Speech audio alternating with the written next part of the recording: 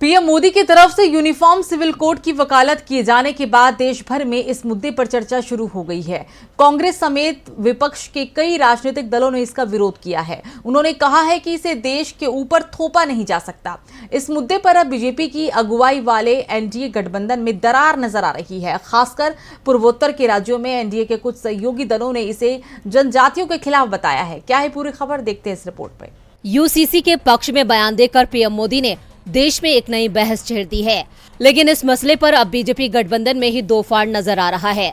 खबरों के मुताबिक पूर्वोत्तर में एनडीए के सहयोगी दलों का कहना है कि यूसीसी की वजह से लोगों की आजादी और उनके अधिकारों पर अंकुश लगेगा।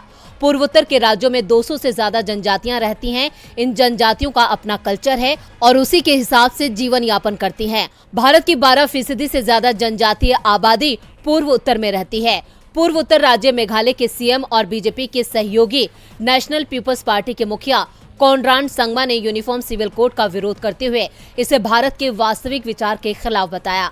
उन्होंने कहा, भारत विविधताओं वाला देश है और यही हमारी ताकत है। एक राजनीतिक दल के रूप में हमें लगता है कि पूरे पूर्व उत्तर में अनूठी संस्कृतियां हैं।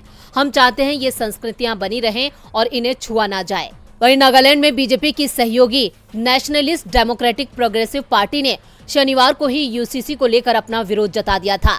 पार्टी ने कहा कि यूसीसी को लागू करने से अल्पसंख्यक समुदाय और आदिवासियों की स्वतंत्रता और उनके अधिकारों पर नकारात्मक असर पड़ेगा। पार्टी की ओर से 29 जून को लॉ कमीशन की पब्लिक नोटिस का भी जवाब दिया गया, जो यूसीसी को लेकर जारी किया गया था।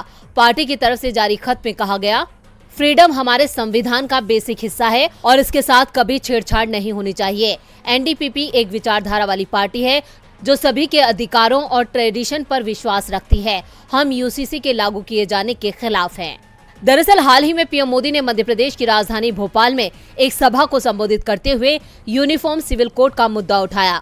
पीएम मोदी ने कहा कि कुछ लोग वोट बैंक के चक्कर में इसका विरोध कर रहे हैं। पीएम ने दुनिया भर के बाकी देशों का हवाला देते हुए पूछा था, क्या एक परिवार में 2 नियम हो सकते हैं? पीएम ने आगे कहा कि देश के कुछ राजनीतिक दल मुसलमान भाइयों और बहनों को भड़का रहे हैं, लेकिन अब तो यूसीसी को लेकर एनडीए में ही दरार पड़ती नजर आ रही है। अब इस पर पीएम मोदी क्या कहेंगे?